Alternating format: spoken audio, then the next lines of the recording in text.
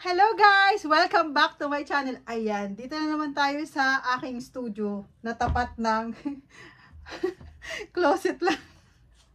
Ayan guys, I wanna share guys, last time, share ko lang sa inyo guys. Pumunta kami sa Simbahang Bato. Before na magbisita iglesia ako guys. Before na magbisita iglesia ako, nauna na ako sa simbahan na Bato. Batong simbahan yata, batong simbahan sa Lauriel, Batangas, guys. Pero, ang nakakaloka lang, guys, napadaan kami doon sa pinakamatarik. Alam mo yung matarik na daanan? Tips ko lang sa inyo, huwag kayong dadaan doon sa, parang nagdumaan kami ng Amadeo, tapos umikot kami, and then, pero sobrang, hindi siya makitid, matarik yung nadaanan namin, kasi napaikot kami. Pero yung tips ko sa inyo guys, dumaan kayo sa may Tagaytay, sa may Talisay nga, sa may Taal, malapit doon. Doon kayo dumaan kasi hindi siya ganun ka tarik yung daanan. Kasi yung nadaanan namin, sobrang matarik, tapos ginagawa pa lang.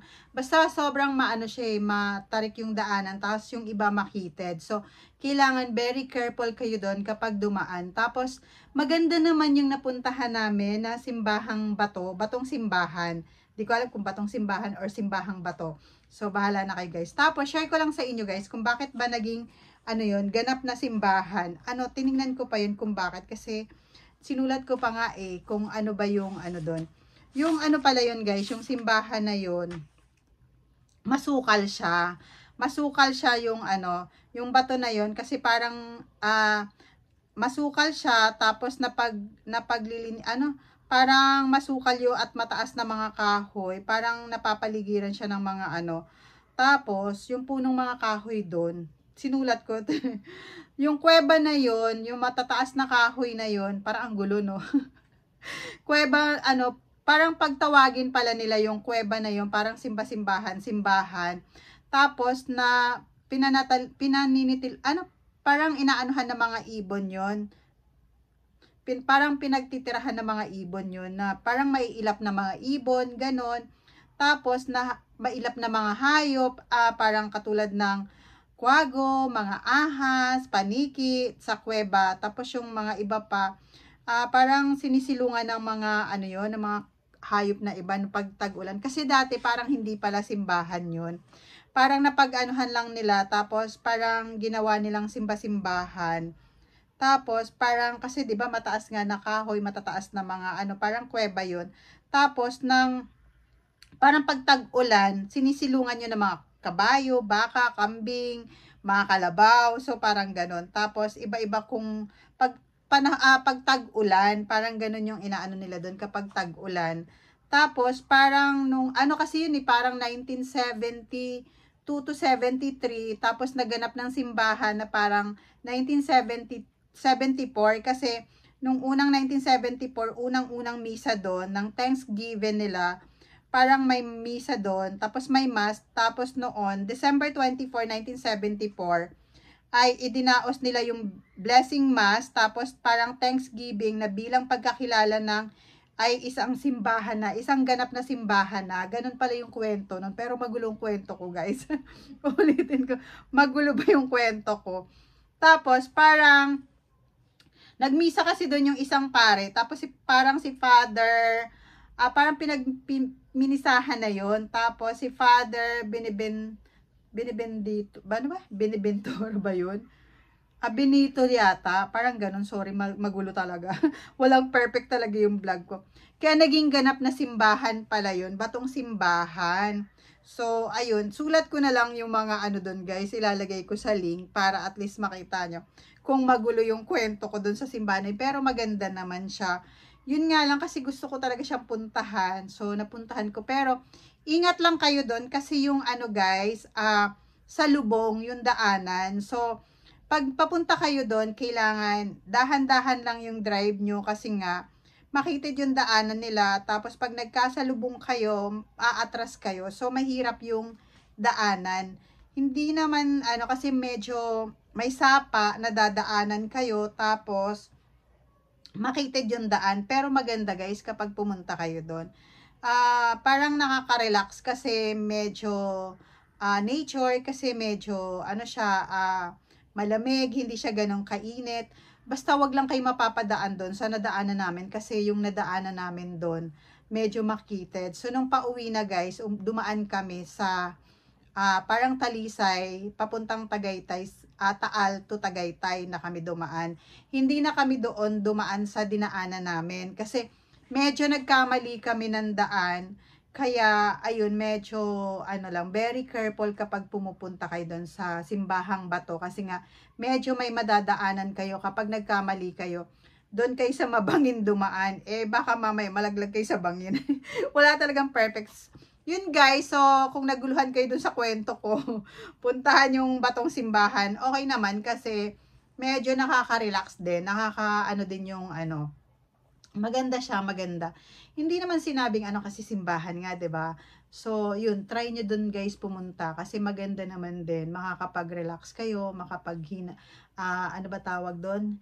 Hilay-hilay, ganyan. So, napunta kasi ako doon before magbisita iglesia. Yun, doon kami nauna. Tapos, ayun, tuloy-tuloy na din kami nagbisita iglesia. Na-post ko na din. So, ito lang yung huling hindi ko pa napopost. So, ayun guys, thank you so much dun sa mga nanonood. Kahit walang perfect yung vlog ko. Ayan, maraming salamat pa din sa mga nanonood. Na walang sawang nanonood, na walang perfect. Kahit hindi ganun kaganda. Kasi nga walang perfect ang vlog ko, 'di ba? Pero guys, maganda. Try nyo po. Kaya, ganun po pala yung kwento ng Simbahang Bato. So, parang before naman, parang ano lang, inaanuhan lang sila ng mga maiilap na hayop na ano pinupuntahan lang tapos nagawa na nila ng simbahan kasi minisahan nga ng isang pari kaya naging ganap na simbahan na yun. So, yun lang guys yung ma-share ko sa inyo. Thank you so much and God bless you all and ingat-ingat po tayong lahat and see ya guys and God bless you all and see you next week ulit sa kung ano man yung ulit na mapopost ko. Sana natutuwa kayo sa pinopost ko at sana meron ding konting aral. Pero yun, maganda yun guys. So, see ya guys and thank you and God bless you all and bye. See ya guys! Paakyat na kami. Challenge na mag-akyat tayo dun sa, kasi 90 meters.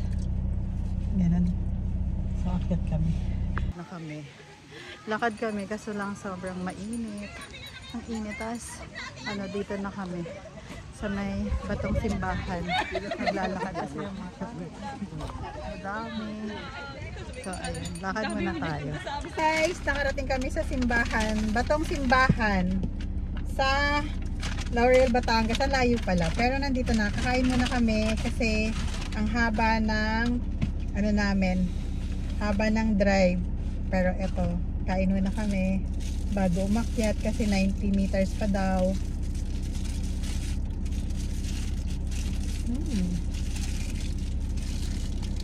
Ang alat. Itong alat na to. Alat ng spaghetti. May payong tayo dun.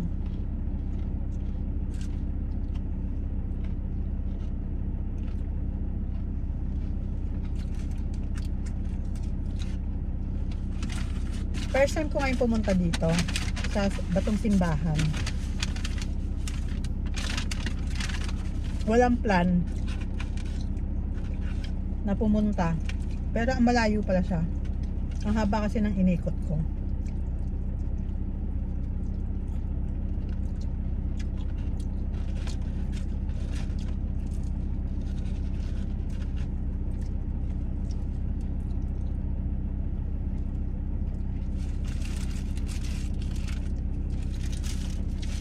So, maglalakad pa kami ng 90 meters.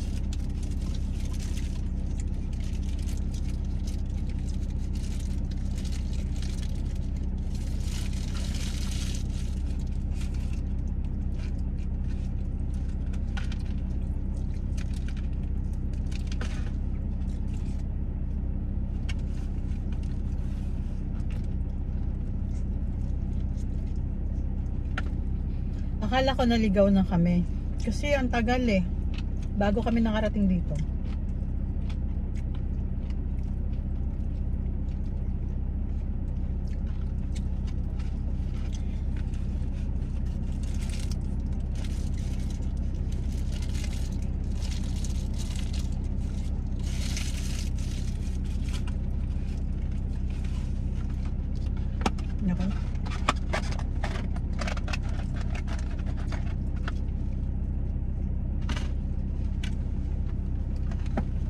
Ayan.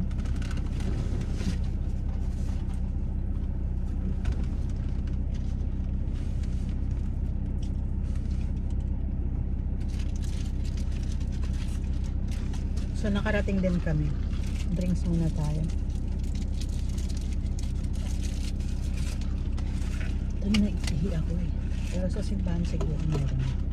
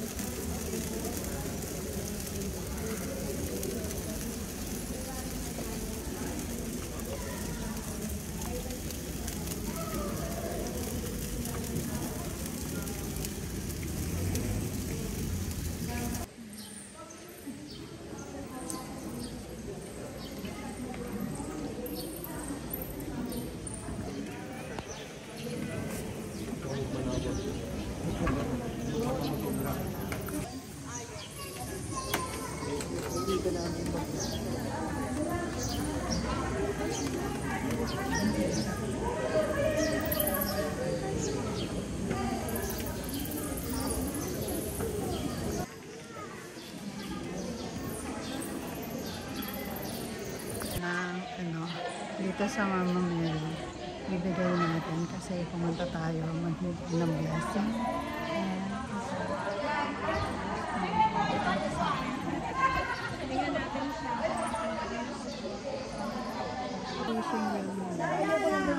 Kailangan masusot mo kayo sa likod. Masarap bumaba.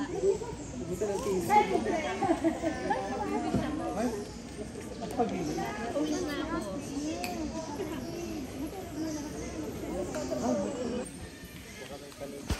Na sobrang layo pero nakuha din namin kasi napadaan kami sa medyo malayong yung daanan namin pero nakapunta rin kami dito, nakarating kasi maganda naman yung batong simbahan pero makitid nga lang yung ibang daanan, so very careful kapag pumupunta kayo dito.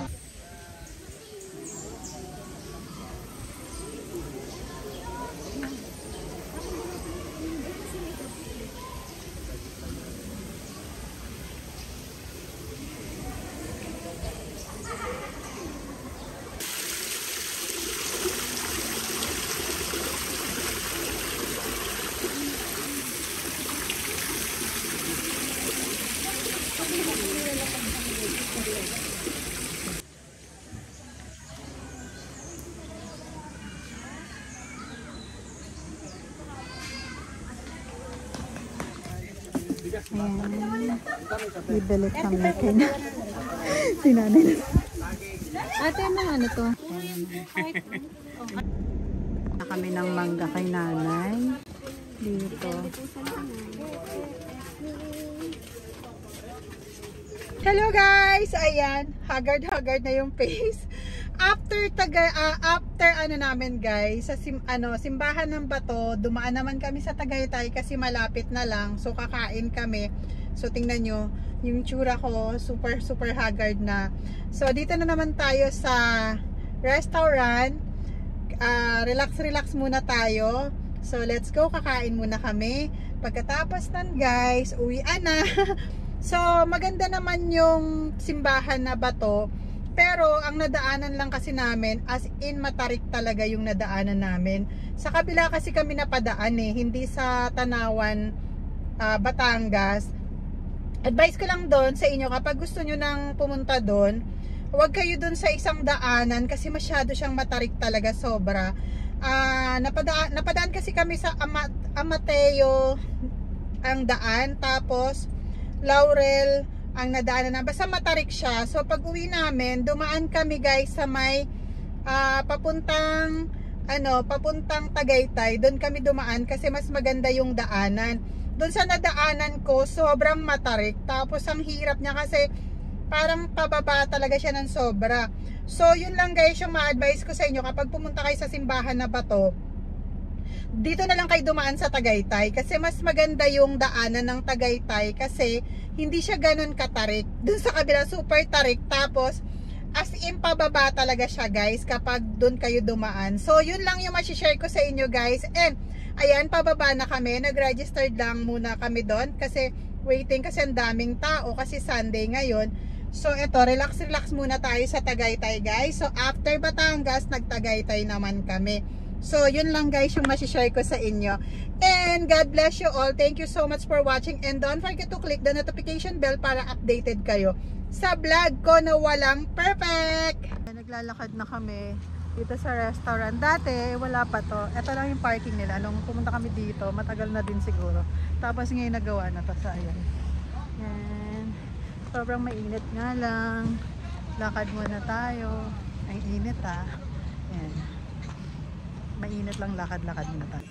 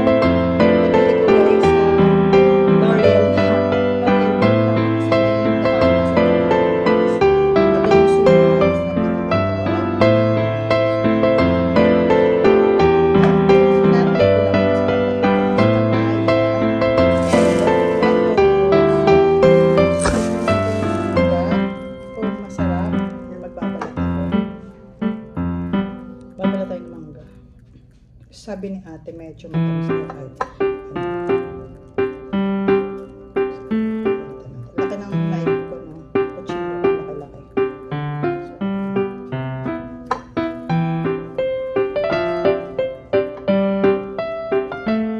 Hindi na siya matamis na maasim.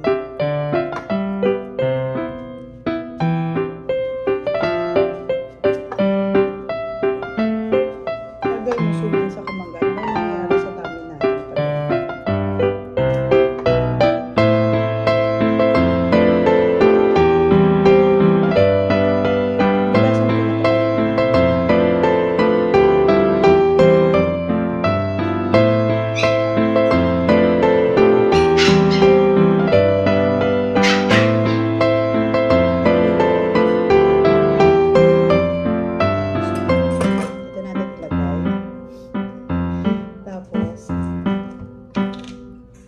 Bagoong para tayo magmumukbang ng hindi ko muna ilagay tikman natin tapos lagyan ko dito.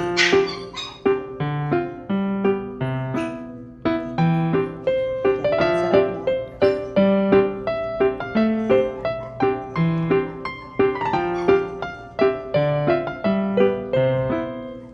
Medyo maanat yung bagoong, syempre bagoong doon ko din ito binili.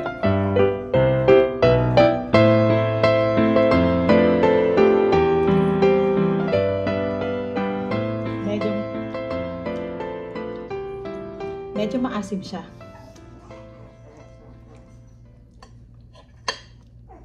Medyo maasim nga lang. Pero masarap.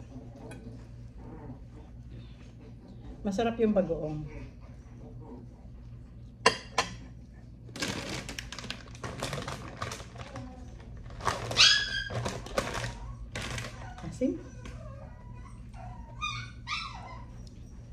Ang kulit ng papi ko, guys. So, kararating lang namin galing dun sa Batangas. Tapos, after nun, nagtagaytay kami, guys. Kumain muna kami kasi dun kami dumaan. Kasi yung unang nadaanan namin, medyo matarik talaga yung nadaanan namin.